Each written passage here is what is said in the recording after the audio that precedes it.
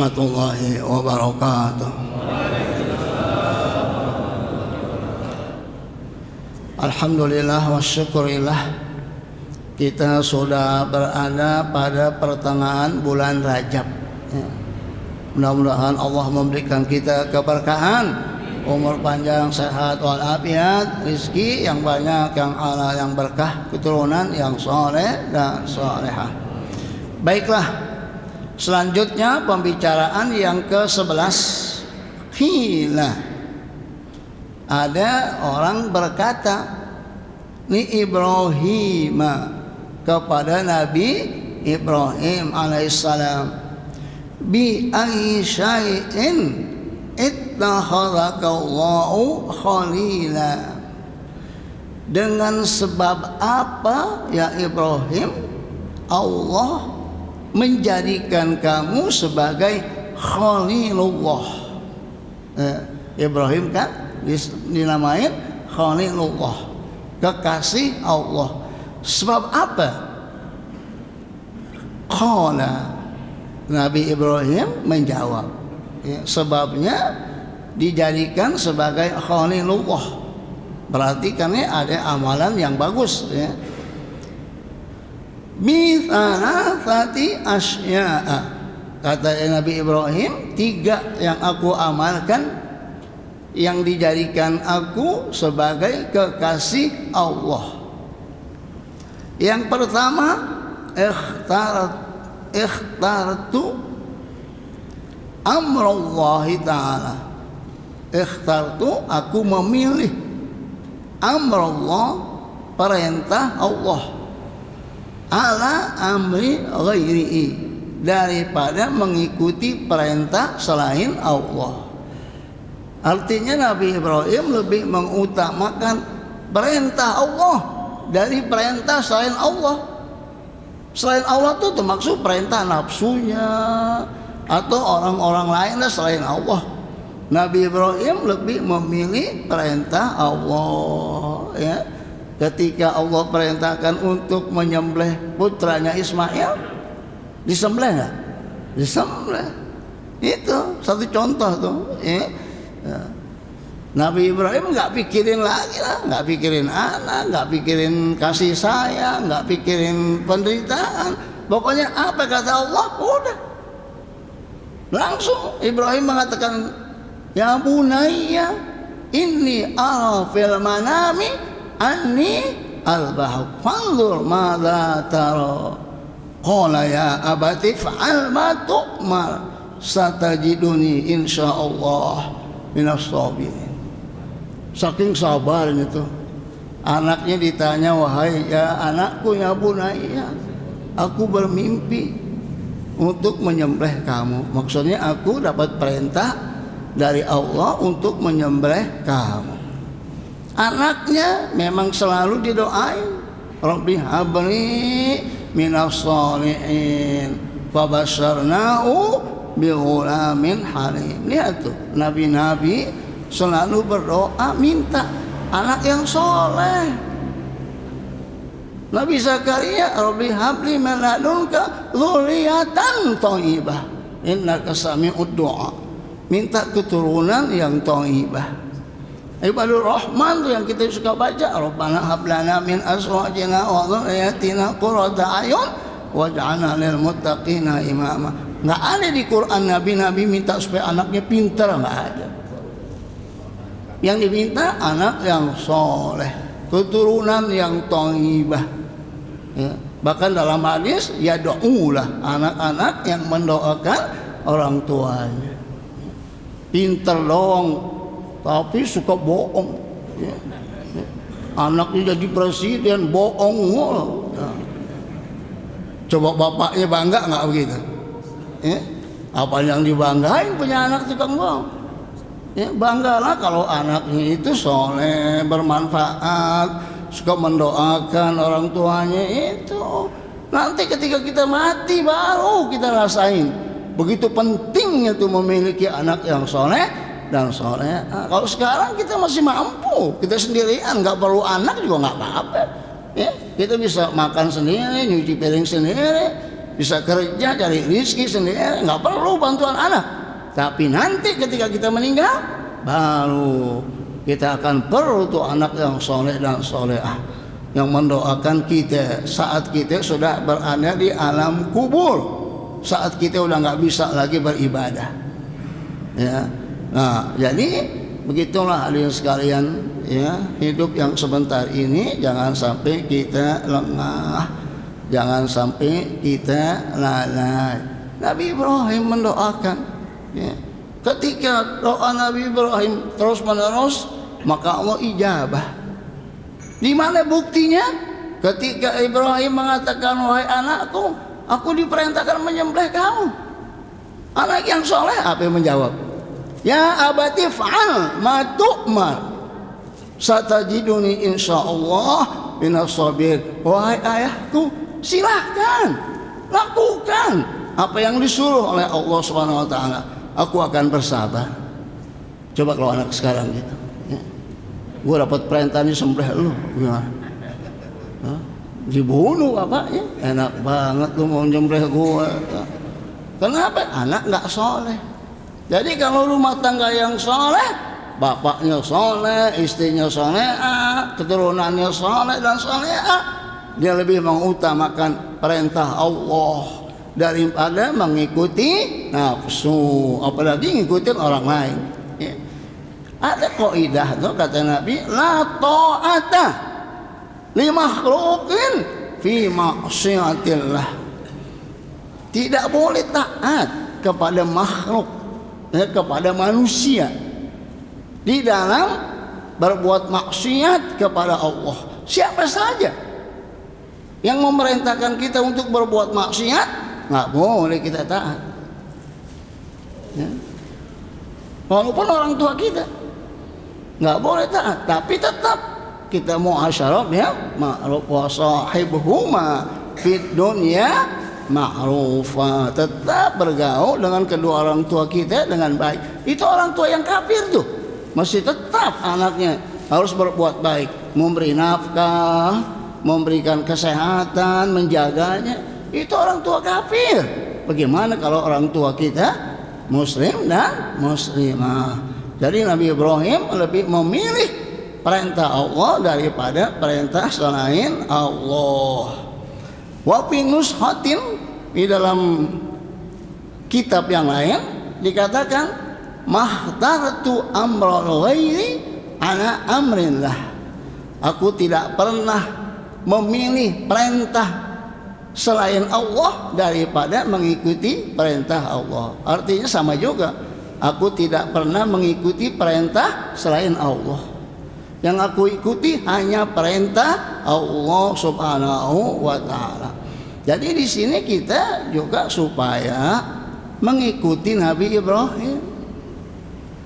Apa kata Allah? Sami'na wa ata'na. Ibadah itu taat, khudu, merendah, itu dia. Makanya para sahabat, ya, itu ilmunya nggak banyak, amalnya juga nggak banyak, tapi imannya, kecintaannya kepada Rasulullah SAW, Masya Allah. Kalau sekarang ini ilmunya doang banyak, ya, amalnya kagak ada, ya, hanya untuk menonjolkan kepakarannya, ngomong ini, ya. Sementara amalnya nggak ada. Oh, zaman sahabat, zaman Nabi, zaman sahabat, zaman tabi'in, itu 300 tahun tuh, namanya salafus saleh. Itu khairul qurun, sebaik-baiknya zaman itu, ya, kata Nabi, qarni, zamanku. Sesudah itu summaladzi yalunahu, kemudian zaman sahabat, summaladzi yalunahu, kemudian zaman tabi'in. 300-an kesininya nih, makin kesini makin nggak benar, ya. Ya. Jadi sahabat itu semuanya mulia, khairul qurun. Walaupun ilmunya dikit, tapi amalnya, hatinya, kecintaannya.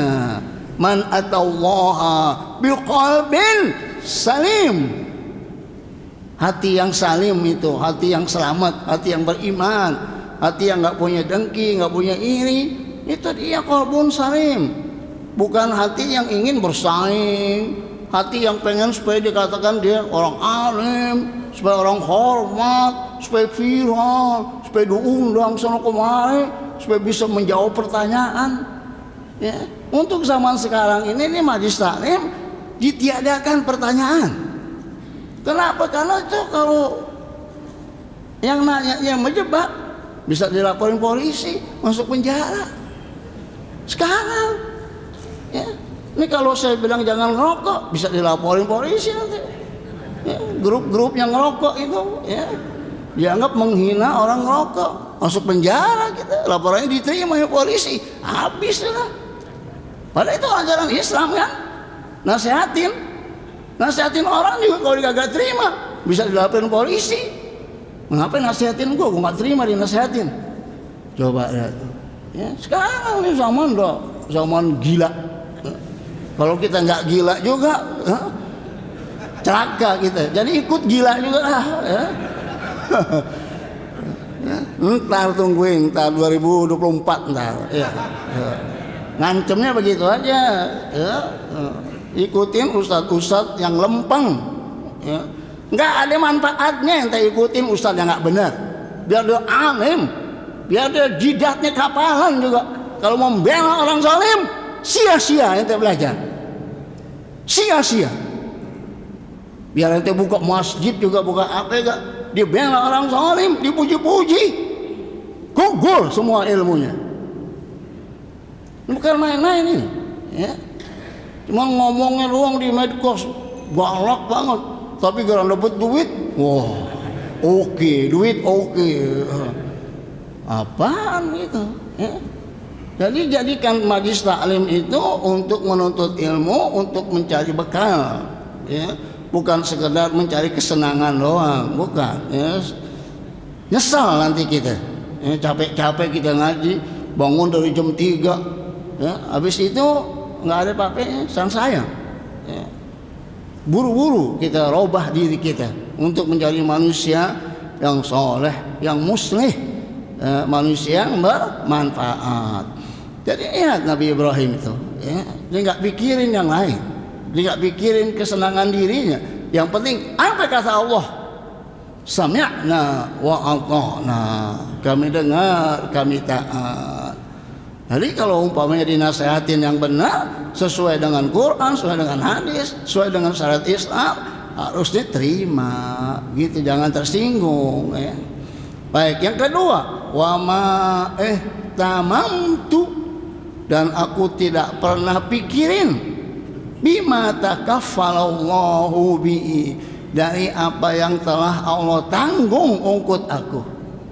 Allah telah menanggung untuk aku. Apa yang Allah tanggung? Rizki kita. Artinya sudah dijamin oleh Allah. Wa ma min dabatin fil ardi illa 'alallahi rizquha. Ad-dabah itu mayadibu, yang berjalan di muka bumi, termasuk manusia juga dabah namanya, ya. Tapi kalau dibilang dabah ditersinggung, ya. Dabah itu dalam bahasa Al-Quran itu mayadibu, yang berjalan. Ada yang jalan pakai perutnya, ada yang jalan pakai 2 kaki, ada yang jalan pakai 4 kaki, ada yang jalan pakai 3 kaki, ada yang jalan pakai ratusan kaki, ya. Kan ada ular kaki 1000, ada nggak tahu? Padahal nggak ada 1000, ya. Cuma saking banyaknya dinamain 1000 gitu, ya. Itu semua makhluk Allah, semuanya sudah Allah berikan jaminan untuk mendapat rizki. Tidak mungkin Allah ciptakan kemudian Allah nggak kasih rizki, nggak mungkin. Ketika Allah ciptakan, Allah siapkan juga rizkinya. Dan tiap-tiap orang sudah ada rizkinya. Dan sudah ditentukan waktu kita ada ini dalam perut ibu kita. Dan itu tidak bisa berubah. Dan itu tidak sama. Ada yang banyak, ada yang dikit. Maka Ibrahim nggak pernah pikirin masalah rizki. Karena apa? Karena sudah ditanggung oleh Allah Subhanahu Wa Taala. Cuman tergantung yang menerimanya. Ya, kita ya, kadang-kadang sukses di dunia, tapi menjadi korban buat fisik kita. Ya, sukses tapi kena gula, ya kan? Kena jantung, kena ginjal, jadi dirut, jadi menteri, ya, tapi kena gula. Buat apaan? Sukses di dunia, harta banyak, tapi kena penyakit. Yang bagus itu dunianya dapat, agamanya dapat, badannya sehat. Ya, ya. Kalau disuruh pilih sukses dunia jadi menteri atau jadi penguasa, tapi kena gula, ame orang biasa kena sehat, nggak kena gula, enak nggak? Mana yang pilih? Sehat. Tadi saya ngomong Ustaz Haji Najiin, sebagian negara-negara Eropa sekarang ini sudah memutuskan untuk bekerja hanya 4 hari saja. Sisanya disuruh santai. Coba lihat itu. Gaji penuh. Coba lihat.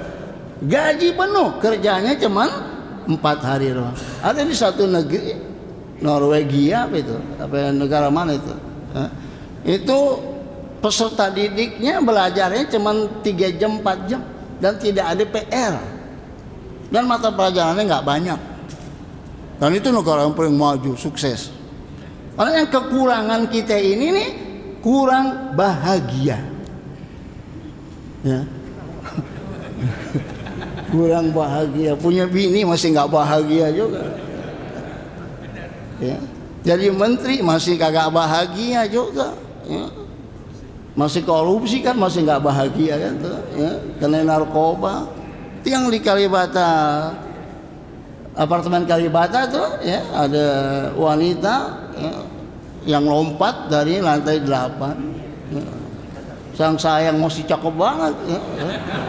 Nah, itu mati itu, ya. Coba tawarin jamaah sini pasti ada yang mau, ya. Sebab stres. Ya. Stres jiwanya, ya.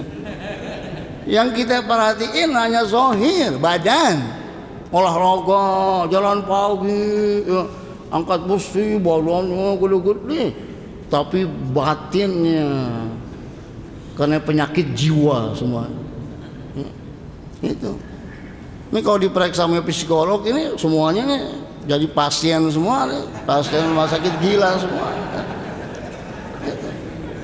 Jadi jiwa ini yang mahal ini, ya, ketenangan itu yang susah. Ya, ente kerja siang malam kabur sana kemari, nggak ada ketenangan. Kumpulin duitnya udah segini, sakit, berobat, habis duitnya. Duitnya habis, mati.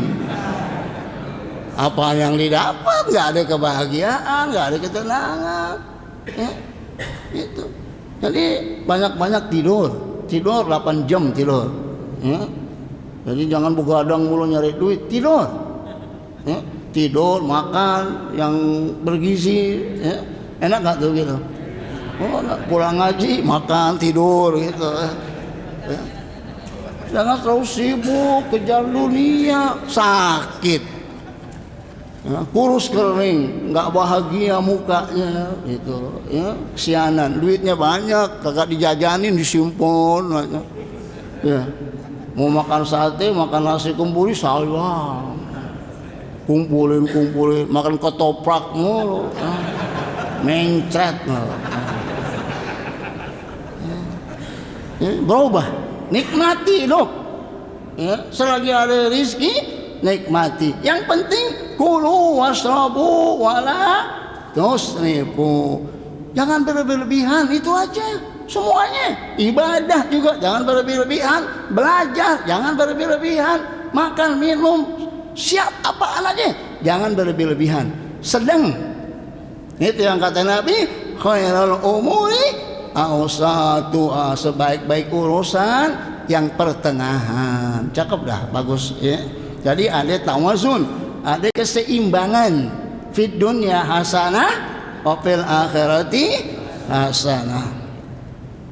Baik, ai maqumtu bi amrin ma tahmilullah li minar rizki. Aku tidak melakukan apapun saja dari mencari rizki, karena rizki itu sudah ditanggung oleh Allah Subhanahu wa taala. Jadi kita tinggal ibadah aja lah, ya. Nggak usah pikirin tak kalau gue ibadah rizkinya bagaimana, nggak usah. Itu yang kita baca tuh tadi tiap subuh tuh, ya. Subhanallah walhamdulillah wala ilaha illallah astagfirullah. Itu kalau ngamalin begitu rezeki kita jadi banyak. Makanya nih yang baca itu terus rezekinya nggak bisa habis, ya. Ya. Itu dia tuh bagus itu, ya. Itu udah diamalin oleh ulama zaman dulu, ya. Ada tasbih, ada istighfar, ya. Bacanya yang khusyuk begitu, jangan cepat-cepat subhanallah. Dia juga gak paham apaan itu, ya. Jadi yang jelas subhanallah walhamdulillah wala ilaha illallah astagfirullah, begitu kan. Jadi jangan cepat-cepat bacanya, ya, supaya apa? Supaya kita bisa merasakan di hati kita apa yang kita ucapkan, astagfirullah, supaya terasa begitu, bukan di mulut saja.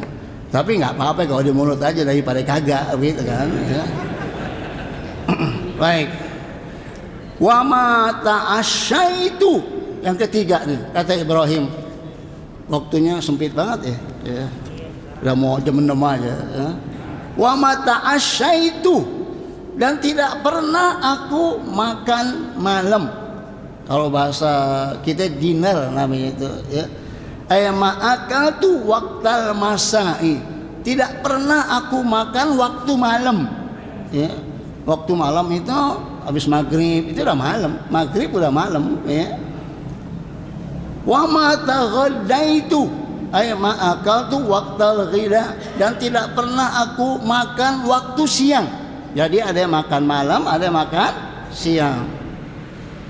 Illa kecuali ma'adhaif, bersama tamu. Ya itu Nabi Ibrahim tuh, ya. Kelebihannya aku tidak makan malam, nggak makan siang, kecuali bersama tamu, ya. Wa ruwiya annahu alaihissalam kana yamshi mailan aw mailain li talabi man yaqulu ma'ahu alaihissalam. Ada riwayat Nabi Ibrahim berjalan sampai 1 mil atau 2 mil untuk mencari orang yang makan bersama dia. Ada nggak tuh kita malah makan sendirian, ada orang di ngumpet, ini malah mencari orang yang makan bersama dia, mencari tamu. Ayo makan sama gua 1 mil atau 2 mil. Kalau sekarang 1 mil itu kan 1000 meter lebih kan, ya, 1,605 kilometer, ya, 1 kilo lebih. Jadi kalau 2 mil 2 kilo jalan nyari orang, ayo cari ya, yang mau makan sama saya. Coba lihat, saking pengennya makan sama tamu, ya, nggak pengen makan sendirian. Itu kelebihan Nabi Ibrahim, ya. Jadi ketika tamu datang ke rumah kita itu ada yang mengatakan ad-dhaifu dalilul jannah. Tamu itu sebagai guide untuk kita masuk ke dalam surga. Kalau kita piknik kan ada guide-nya tuh. Nah, itu tamu itu tuh yang jadi guide kita tuh di surga, ya. Jadi apa yang kita berikan kepada tamu, paling tidak air. Ketika tamu datang segera kasih. Yang bagusnya sebelum makan itu makan buah. Habis itu baru makan daging. Wa faqihatin mimma yashtahun wa lahmi thairin mimma yatakhayyarun. Itu kata Allah, ya. Wa faqihatin mimma yashtahun, buah-buahan yang disukai. Baru Allah menyebut wa lahmi thairin mimma yatakhayyarun, dan baru makan daging. Jadi makan buah-buahan dulu, baru makan daging. Kita udah kebiasaan, adat kita makan dulu baru makan buah. Ini kalau saya bilang ikutin Islam nanti ada yang lapor lagi ke polisi, ya. Ya. itu apa namanya melanggar adat katanya. Ya. Itu kan adat kita itu makan buah dulu, ya. Jadi susah ngajarin Islam malah dilaporin ke polisi, ya. Ya. Jadi makan buah dulu, baru makan daging. Itu Quran tuh ngajarin kita begitu. Jadi kalau ada acara apa-apa, keluarin buah dulu. Habis buah, baru nanti terakhir baru kasih daging, kasih nasi kembuli, begitu. Ini biasanya udah makan semua, baru keluarin buahnya. Justru dari sisi kesehatan bahaya sebenarnya. Tapi bagaimana kita ngikutin nafsu dah, bodoh dah, ya. Yang penting gua makan lah, mau bahaya kira, ya. Apa kata dokter, bodoh dah, ya. Ya. Sebenarnya tuh habis makan nasi kembuli itu jangan makan buah, kecuali udah sejam 2 jam nggak apa-apa. Kalau langsung makan pisang, makan jeruk, makan anggur, jadi sia-sia. Makanan kita jadi kena racun jadinya. Itu kata dokter tuh begitu. Kalau saya sih nggak ngerti gituan, saya ikutin apa kata Allah aja dah. Allah mengatakan makan buah dulu, baru makan daging.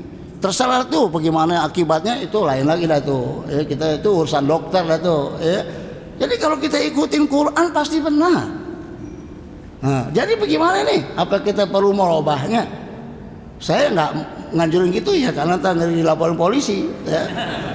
Tapi kalau ente mau ngikutin Quran, makan buah dulu, baru makan daging. Tapi kalau ente mau makan daging baru buah, terserah ente lah. Ya. Kita sih cuma ngasih tahu doang. Ya. Jadi kalau pengen kita hidup tenang, selamat, berbuat baik. Ini dia, berbuat baik. Ya, memberi makan kepada tamu. Makan sama tamu. Dikit ya, tamu ya, tentang bertamu nih, adabnya nih, ya. Kata Nabi, zur riban tasdad hubban. Kunjungilah saudaramu jarang-jarang, akan bertambah kecintaan. Jarang-jarang, jangan tiap hari datang. Datangnya pas zuhur lagi, pas makan siang, ya. Kata tuan rumah, tahu aja dia, ya.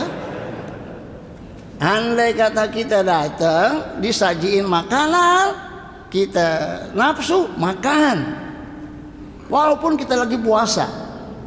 Imam Syafi'i itu mengutamakan kita makan. Kalau Ahmad bin Hambal Hanafi mengatakan kita tetap puasa sunnah, ya.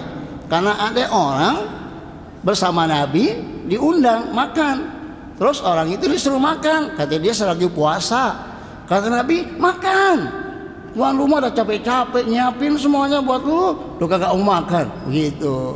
Jadi kalau kita lagi puasa sunnah dan kelihatannya tuan rumah pengen banget kita makan, batalin. Nanti puasa lain hari lagi dah, begitu, ya.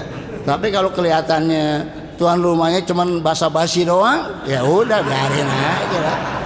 Ya. Ini kita kelemahan kita nih ya, kalau tamu kita suka nanyain. Sampai saya juga kadang-kadang nanyain, mau kopi, mau teh. Itu sebenarnya nggak boleh. Nggak usah pakai tanyain, taruhin aja di meja. Lu makan, nggak makan gua angkat gitu. Ini kan kita nanya kan, mau makan apa? Mau kopi. Ya.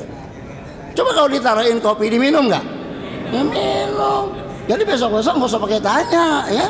Salahin aja gitu, ya. Kalau kita makan ame tamu, tuan rumahnya ikut makan juga, dan makannya dilambatin. Jangan baru 2 suap, alhamdulillah. Kata tuan rumah, gua baru mau makan, udah alhamdulillah. Waktunya sempit ya. Nanti kita sambung lagi tentang tamu dah, ya.